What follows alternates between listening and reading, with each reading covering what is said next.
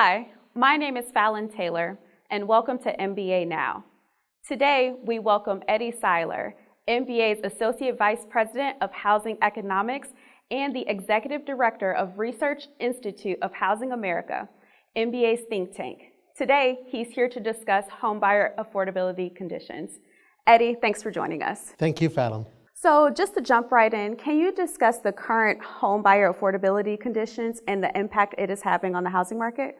Sure. So I always think of homebuyer affordability as being separate from people who are already in their homes. If you're already in your home, you're in a great situation at the moment. We've had high house price appreciation, you have home equity. Likelihood is that you have a low rate mortgage from before 2022. And of course, if you have a fixed rate, your principal and interest is insulated from inflation.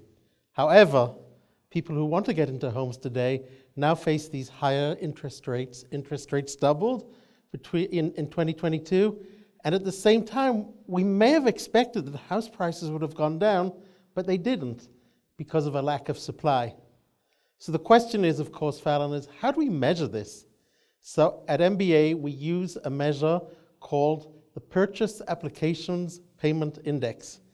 That's a mouthful, so we call it PAPI. PAPI uses our weekly application survey data to look at what mortgage payments would be in a given month. So we aggregate every week over the month and we come up with a monthly index. And at the moment, the index is very high. The index was 100 in March of 2012. Today, it's at about 174. What does that mean? It means that the payments the mortgage holders make after we control for their income levels is about 74% higher than it was just over a decade ago. So even if we take into account all those increases in income, they're paying 74% more.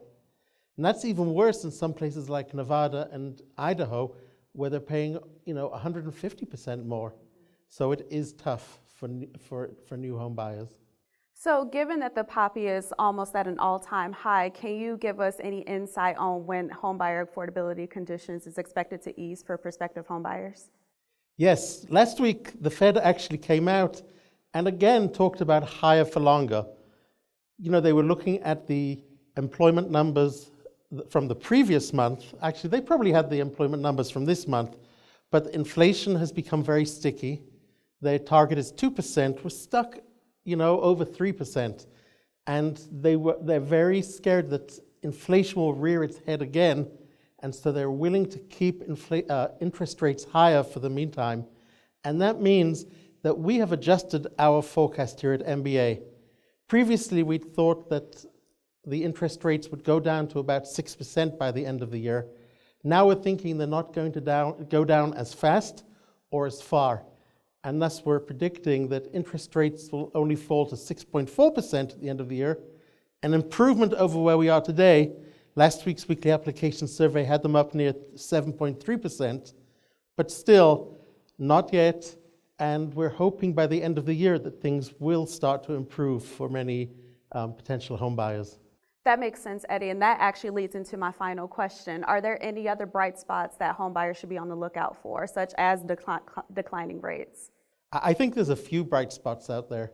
I think number one is we're aware of the lack of supply.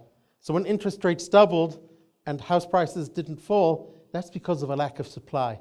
I think a lot more people are aware of that now. There's a movement called the YIMBY movement, Yes in My Backyard, to building more.